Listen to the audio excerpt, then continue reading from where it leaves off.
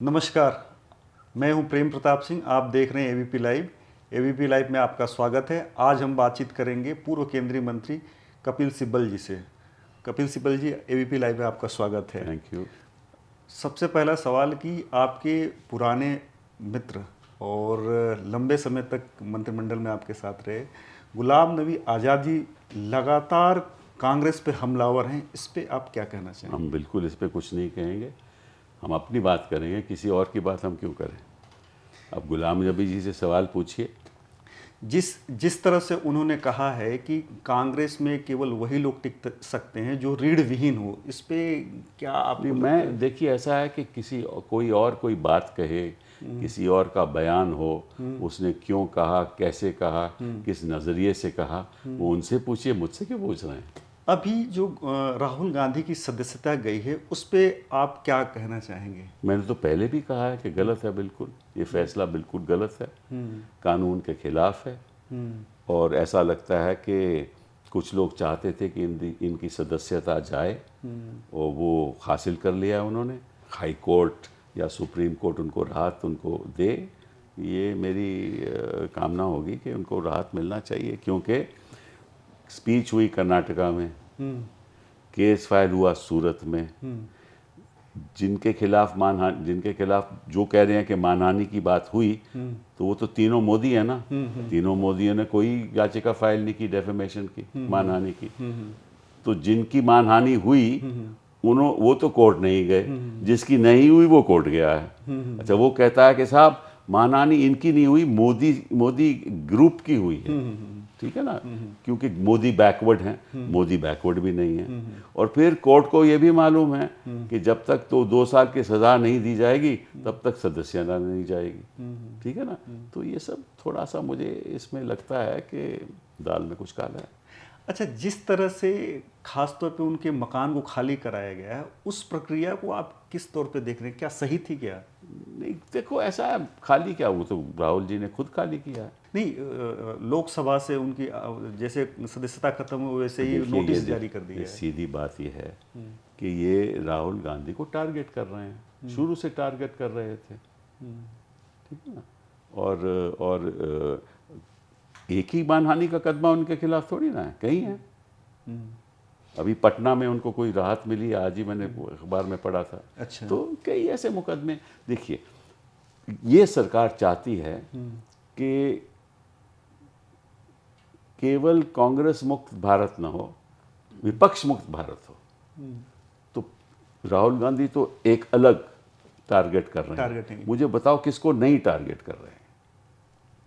सरकारें इन्होंने चुनी हुई सरकारें गिरा दी।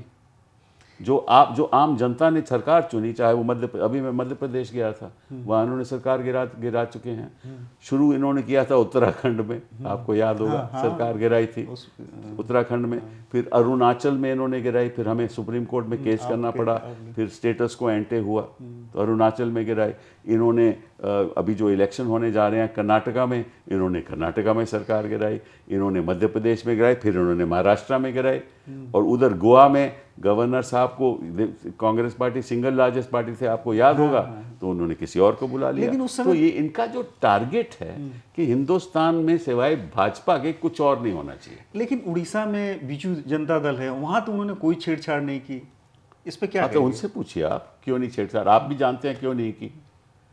पार्लियामेंट में क्या होता है, उनका सपोर्ट करते हैं तो बीजेपी। फिर तो जिनको सपोर्ट करेंगे उनको छेड़छाड़ क्यों करेंगे? तमिलनाडु में, केरल में और भी स्टेट हैं वो तो होता तो भाजपा का वहाँ नामो निशान नहीं है, तो वहाँ क्या छेड़खानी कर सकते हैं? लेकिन जो सरकार गिराने की बात कर रहे हैं, एक बार आपने ट्वीट किया था जब राजस्थान में कुछ चल रहा था, हलचल चल रहा था कि अस्तबल से घोड़े निकल जाएंगे तब कांग्रेस, तो क्या ऐसा नहीं लग रहा कि कांग्रेस भी कहीं ना कहीं सुस्त टाइप से रहती है? अरे भाई, अगर कांग्रेस के लेवल केवल 50 से कम सीट आई हैं तो फिर आप तो बड़ी भारी उपलब्धि है, तो है ही है। कांग्रेस तो कमज़ोर हुई है। अब मैं तो कांग्रेस में नहीं हूँ ना।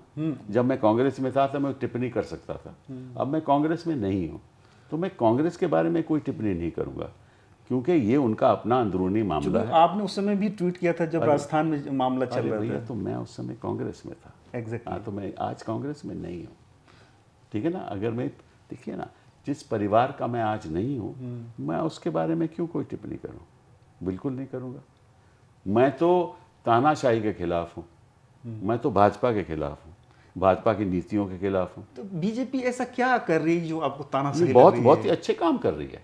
क्या देखिए, ताना आप लोगों की मुंह बंद कर रही है, ये बड़ा अच्छा काम है ना? अच्छा काम, ठीक है ना? सारा जो मेन स्ट्रीम मीडिया है, जो उनका एजेंडा होता है वो मेन स्ट्रीम मीडिया चलाता है, बड़ा अच्छा काम है।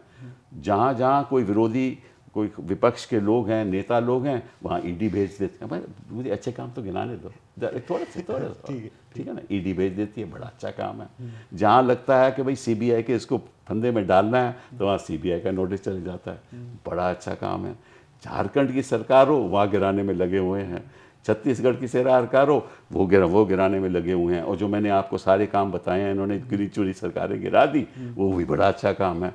अच्छा, मीडिया को अब इन्होंने 6 अप्रैल में एक नोटिफिकेशन जारी किया है कि सोशल मीडिया में भी यही कमेटी बैठ के तय करेंगे कि कौन सोशल मीडिया का कौन सा जो डेटा है वो दिखाया नहीं जाएगा, कौन नहीं, वो बड़ा अच्छा काम है। तो एक तो अच्छे काम कर ही रहे हैं। जो फसाद हो रहे हैं, ठीक है ना, जो इनकाउंटर हो रहे हैं, बड़े अच्छे काम हैं, तो ऐसे करते रहें।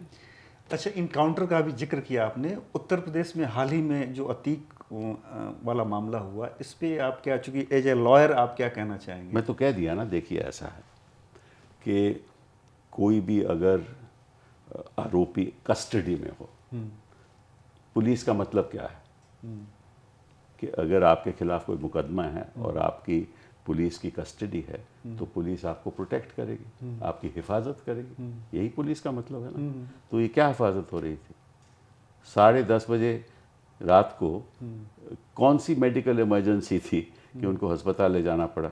ये तो आज तक किसी ने नहीं बताया, ठीक है ना?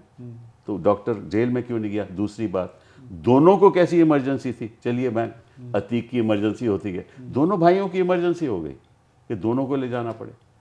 और फिर जब पुलिस लेकर गई उनको, तो बाकी लोगों को कैसे पता चल गया कि वो पुलिस लेकर जा रही है? आपको मालूम है कि ऐसे सेंसिटिव मामले में जब अतीक सुप्रीम कोर्ट तक आया कि कहा कि मेरी जान को खतरा है, तो ये तो पुलिस को भी मालूम था ना।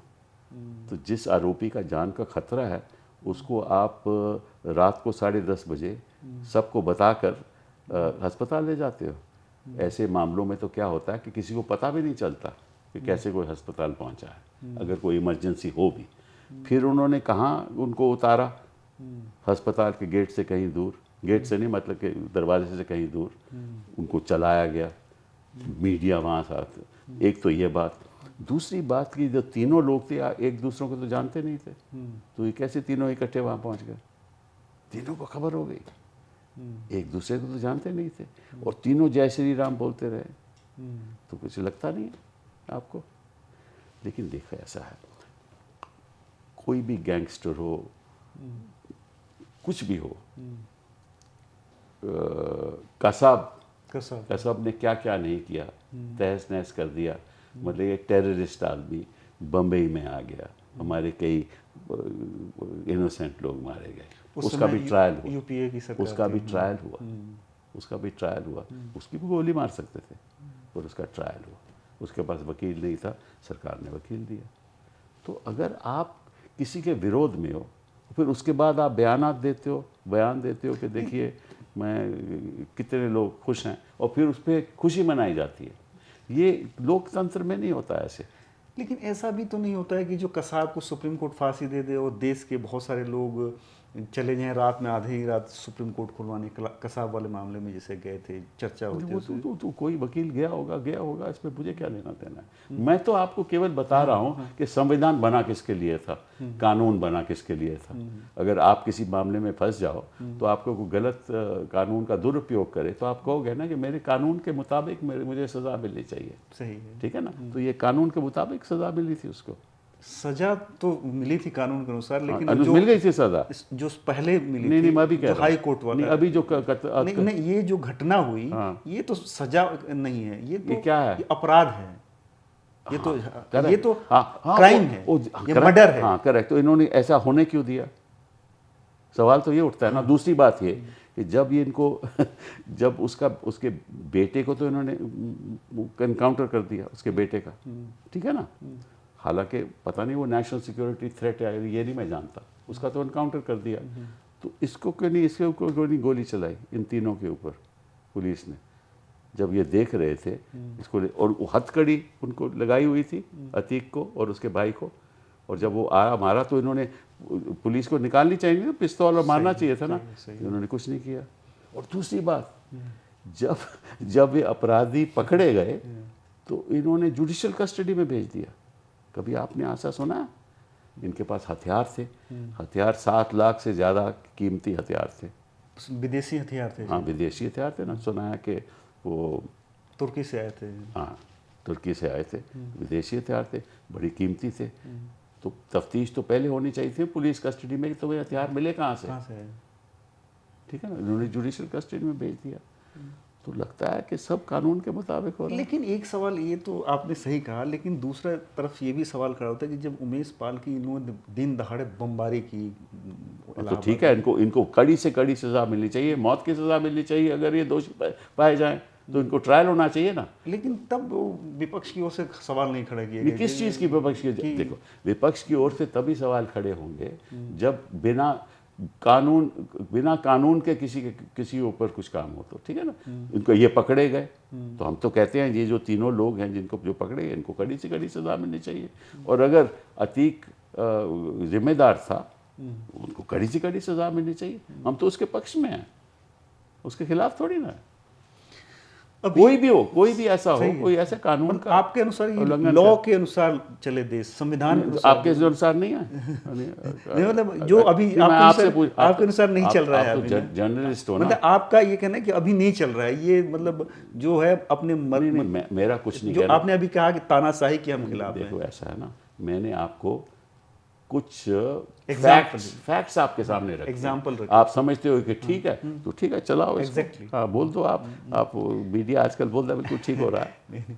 सर दूसरा ये जानना चाहिए कि अभी एक शरद पवार जी ने बोला है, इस पे तो आप बोल सकते हैं विपक्ष की एकता को लेके कि सारे लोग एकजुट हो रहे हैं, लेकिन उसी बीच शरद पवार जी का एक बयान आता है कि जो जेपीसी की मांग हो रही है अडानी के खिलाफ कि नहीं सुप्रीम कोर्ट कॉम्पिटेंट है, इस पे क्या? नहीं, इस पे तो उन्होंने अभी बयान दोबारा दिया, आपने पढ़ा? हाँ, उसका बयान वापस, हाँ तो वो भी तो बात करो ना, उन्होंने अभी बयान दिया है वो चेंज कि अगर चेंज, उनसे पूछो भैया, आपने उदाहरण दिया उनके पहले बयान का, मैं अभी आपको लेटेस्ट बयान का बता रहा हूँ कि सभी सारा विपक्ष अगर चाहता है जेपीसी तो मैं विरोध में नहीं हूँ, तो ठीक है, बात खत्म हो गई। आपको देख ये जो आप करते हो ना कि एक बयान मुझे बताते हो, आप सोचते हो कि मुझे दूसरे का नहीं मालूम। नहीं बयान तो उन्होंने वापस दिया था। तो आपको क्या लगता है कि विपक्ष को एकजुट करने में जो नीतीश बाबू अभी काम कर रहे हैं सफल हो? मैं तो एक इंडिपेंडेंट मेंबर ऑफ पार्लियामेंट। लेकिन सर आप ये करके बच नहीं सकते कि नहीं, आप बड़े पॉलिटिशियन रहे हैं, केंद्रीय मंत्री रहे हैं, सारी चीज़ें रहे, आप इसको क्यों आप डिनाई करना चाह रहे हैं? मैं डिनाई की बात ही नहीं कर रहा, मैं कहता हूँ, और आपके पास हर पार्टी के लोग आते हैं, कौन विपक्ष की एकता का कन्वीनर बने, लीडर बने, इस पे मैं कोई टिप्पणी नहीं करूँगा, क्योंकि ये तो विपक्ष तय करेगा। सारी पॉलिटिकल पार्टीज विपक्ष की तय करेंगी कैसे आगे बढ़ना है, मैं तो एक साधन बन सकता हूँ। किस तरह से साधन बनेंगे सर? मैं तो चाहता हूँ कि सभी विपक्ष के लोग इकट्ठा एक मंच पे आएँ, और मैंने एक इसीलिए एक फार्मूला उसका मैंने बोला ना, फार्मूला मैंने एक शुरुआत की थी, आपको याद होगा, हाल ही में मैंने एक लॉन्च किया था प्लेटफॉर्म इंसाफ के सिपाही, insafkeSipahi.co.in। उसका क्या मतलब है कि हर पॉलिटिकल पार्टी के खिलाफ अन्याय हो रहा है, हर किस्म का अन्याय हो रहा है, कानून का दुरुपयोग हो रहा है, हाँ, और ईडी ये जो कहते हैं ना कि ये प्रधानमंत्री जी हमेशा जाकर कहते हैं कि देखिए हम एक डबल इंजन सरकार चाहते हैं, ठीक है, हर स्टेट में, हर स्टेट में डबल इंजन सरकार। तो जिस तरह से ईडी और सीबीआई का दुरुपयोग हो रहा है, मुझे तो लगता है ये डबल बैरल सरकार है, एक बैरल ईडी की और एक बैरल सीबीआई की। ये नया आपने शब्द दिया है सर। पिछले दिनों अभी हुआ क्या कि ईडी ने दिल्ली सरकार के मंत्री को जेल में भेजा, मनीष, तो कांग्रेस के कई नेता इसका विरोध भी किए, आपकी तरफ से विरोध है, लेकिन यहीं पे जो कुछ कांग्रेस के नेता कहे कि जो हो रहा है सो ठीक हो रहा है। तो अभी तो खड़गे साहब ने बोला ना, समर्थन दिया है खड़गे साहब ने, केजरीवाल को बोला है कि गलत हो रहा है। हम तो कहते हैं, मैं तो शुरू से कहता आया हूँ कि अभी ना बेल देने का मतलब क्या है, सुनवाई नहीं होती बेल की उनकी। हाँ, अभी आज ही सुप्रीम कोर्ट ने ऑर्डर किया कि उसको सुनो तो सही, आज ही हुआ है। ये क्या हो रहा है कि भाई एक आदमी चार्जशीट अगर फाइल हो गई, आप उसको ट्रायल करके उसको दोषी ठहराइए, तो आप उसको अंदर रखते हो, किस लिए रखते हो? ताकि सरकार नहीं चल पाए। उनके दो खास मंत्री जो हैं दोनों जेल में हैं, एक जैन और एक ये मनीष सिसोदिया जी, दोनों जेल में हैं। क्यों इतनी देर में जेल में, किस लिए जेल में है? तफ्तीश तो, और तो कोई इन्वेस्टिगेशन होना नहीं है, पुलिस कस्टडी खत्म हो गई, जुडिशल कस्टडी में है, कितने दिन रखोगे आप इनको?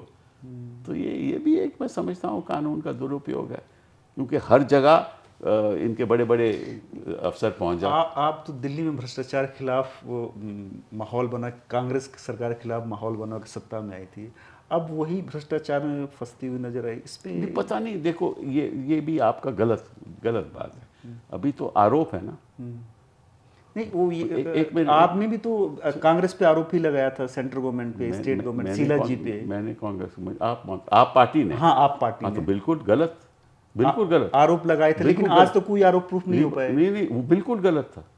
इसीलिए तो मैं आपसे यही बात कर रहा हूँ कि अगर वो गलत था तो ये भी ऐसे ही गलत है, क्योंकि ये सब राजनीति की बात है। उस समय क्या हुआ था कि जन लोकपाल बिल, क्या हुआ जन लोकपाल बिल का? अब उस पर कोई बात नहीं करता है। क्यों अब कहाँ गए? ये खोखलापन है ना, ये राजनीतिक खोखलापन है ना, कि आपने अपने स्वार्थ के लिए, अपने राजनीतिक स्वार्थ के लिए आपने आरोप लगाने शुरू कर दिए। ठीक है, आप पार्टी भी लगा रही थी, आज भी भाजपा वही काम कर रही है, तो उनकी वाह क्यों आप कर रहे हो कि देखो वो तो भ्रष्टाचार? कौन सा भ्रष्टाचार? भ्रष्टाचार तो तभी होगा जब केस कोर्ट में प्रूव होगा। अभी तो आरोप लगा रहा है, तो मैं कह रहा हूं कि राजनीतिक है, ये पूरा राजनीतिक। जो शीला दीक्षित की सरकार थी उस पर बहुत सारे आरोप लगाए थे, कोई आरोप प्रूव हुआ क्या? आज तक नहीं हुआ। टेलीकॉम में कौन सा आरोप प्रूव हुआ? टेलीकॉम का जो ऑक्शन की बात हो रही थी, 1,76,000 करोड़, जिसके आधार पे बहुत सी एजिटेशन चली, कोई हुआ प्रूफ? इनफैक्ट कोर्ट ने ये फैसले किया, कुछ हुआ ही नहीं, कोई नुकसान हुआ ही नहीं। तो ये तो मतलब कि मैं देखो, इस देश में लोकतंत्र की जो बुनियाद है, हाँ, वो बुनियाद, मुझे नहीं लगता कि उस बुनियाद के आधार पे जो जिस किस्म की आज बुनियाद बन चुकी है कि आप फसाद करवाओ, आप झूठे आरोप लगाओ, आप इन्वेस्टिगेटिंग एजेंसी का दुरुपयोग करो, अपना राजनीतिक, आप, मतलब कि मैं समझता हूँ कि हर आदमी इस देश में, इस इंडस्ट्रियल उद्योगपति हो, वकील हो, आम आदमी हो, वो बोलने के लिए तैयार नहीं। आप जो जिस तरह से बात कर रहे हैं कि जांच एजेंसियों को लेकर, जांच एजेंसियों के खिलाफ तो सुप्रीम कोर्ट ने पहले भी यूपीए की सरकार में भी टिप्पणी कर चुका था, क्या उस समय सही था क्या? देखिए ऐसा है, ये बड़ी अच्छी आर्गुमेंट आपने बताई कि अगर कुछ बातें गलत हुई हों उस समय, ठीक है, फिर आज भी होनी चाहिए। यही आपकी आर्गुमेंट नहीं, फिर आप ये सवाल मुझसे जवाब क्या मैं पूछ रहा हूँ आपसे, क्या पहले भी ऐसी था या अभी भी ऐसे? आप पहले अभी की बात छोड़ दो, अभी बात तो हम अब की कर रहे हैं, हाँ, आज की कर रहे हैं ना, तो आप पहले का उदाहरण क्यों देते हो? इसलिए देते हो, तुलना तो की नहीं, तुलना की बात नहीं है, इसलिए देते हो कि आप कहते हो कि पहले गलत हुआ था तो इसलिए आज ठीक है। नहीं, मैं आपसे, गलत होगा सर। अब मैं पहले की बात करता हूँ, मुझे ये बताओ, पहले जो मैंने आपको उदाहरण दिया, ऐसे कभी हुआ? ऐसे इनकाउंटर कभी हुए? पहले कभी ईडी हाँ बिल्कुल, ईडी कभी ऐसे भेजी जाती थी, सीबीआई कभी ऐसे भेजी जाती थी? पिछले 2017 से लेकर अब तक मेरा ख्याल लगभग 125 लोगों की, प्रोमिनेंट लोगों की जांच हो रही है ईडी के द्वारा, उसमें 118 लोग विपक्ष के हैं। पहले कभी हुआ? पहले कभी ईडी ऐसे जाती थी लोगों के घर में जाकर? कभी हुआ ऐसे? तो जो पहले, देखिए, कोई ऐसा शासन आपको दुनिया नहीं मिलेगा, में नहीं मिलेगा लोकतंत्र में, जिसमें कोई गलत काम नहीं हुए हो, चाहे वो यूनाइटेड स्टेट्स हो, चाहे यूरोप हो, कहीं भी हो, हर सरकार गलत काम करती है। सही है।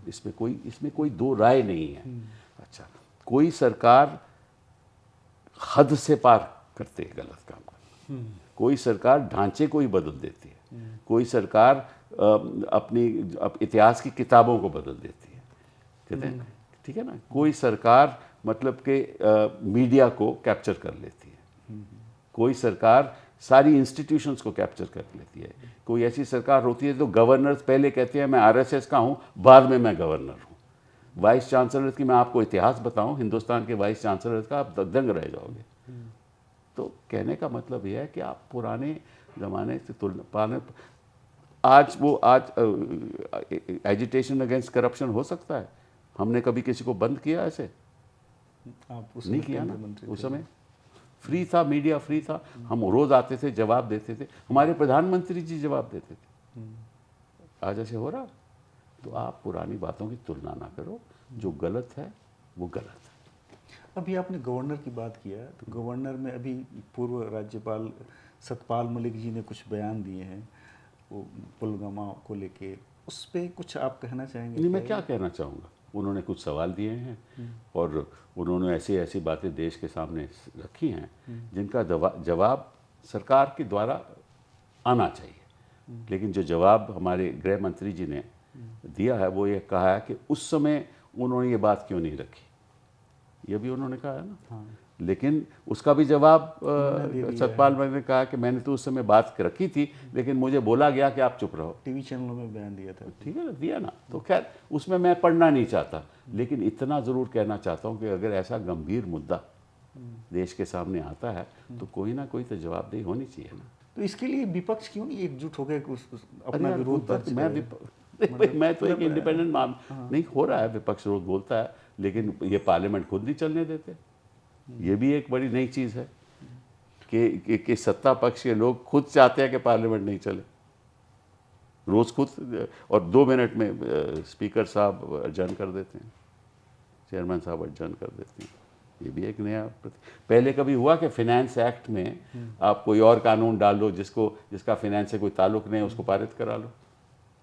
पहले कभी हुआ? मैं तो आपको ऐसी ऐसी बातें बताऊंगा जो पहले कभी नहीं हुई। अच्छा, एक चीज बात ऐसी ऐसी बता दो कि जो G23 में जब थे उस समय की कुछ बातें बता दीजिए सर, कि क्या हुआ था G23 में? आप भी एक एक्टिव मेंबर थे उसके। आप नहीं, क्या क्या हुआ था? कुछ नहीं हुआ था। उसका नतीजा आपने देख लिया। कुछ नहीं हुआ तो तभी तो नतीजा हुआ ना, होता तो कुछ और होता। लगभग एक एक करके लोग अलग होते गए। मुझे नहीं मालूम कौन अलग हुआ। आप भी तो थे सर उसमें। नहीं, मैं तो था। 1-2 आप मीटिंग में, क्या बातें होती थी? नहीं, क्या मैं आपको ये कोई वो थोड़ी ना है कि नहीं, मैं आपको बातें बताऊंगा कि भाई गुफ्तगू क्या होती थी, क्या एक आध चीजें, क्या उसका असर पड़ा क्या सर पार्टी पे? मुझे नहीं मालूम। जो असर पड़ा आपने देख लिया, जो नहीं पड़ा वो भी आपने देख लिया, मुझे नहीं मालूम। कांग्रेस को मतलब रिवाइव करने के लिए मैं इसके बारे में कभी नहीं बोलूँगा। मैं आज के दिन भी मेरी विचारधारा कांग्रेस से जुड़ी हुई है, ठीक है। मैं हो सकता है कि मैं पार्टी में नहीं हूँ, वो अलग चीज़ लेकिन वो अलग चीज़ है। मेरी विचारधारा कांग्रेस से जुड़ी हुई है। मैं उस विचारधारा का हमेशा रक्षा करूँगा। बात खत्म। मुझे किसी के बारे में कोई टिप्पणी नहीं करनी। राजनीति में ऐसा नहीं होना चाहिए जो अभी हो रहा है। जिस तरह से मैं माहौल देख रहा हूँ, ऐसा नहीं होना चाहिए। देखिए, देश एक परिवार जैसे होता है। एक छोटा सा परिवार, जब परिवार में लोग इकट्ठा नहीं चलेंगे तो परिवार कभी सक्सेसफुल नहीं होगा, परिवार कभी उन्नति नहीं करेगा। देश ही ऐसा ही होता है। अगर इकट्ठा होकर नहीं चलोगे तो देश का जो आप सपना अमृतकाल देख रहे हो ना, वो कभी सपना साकार नहीं होगा। आपने हमसे एबीपी लाइव से बात किया, इसके लिए बहुत बहुत धन्यवाद आपका। शुक्रिया। Thank you.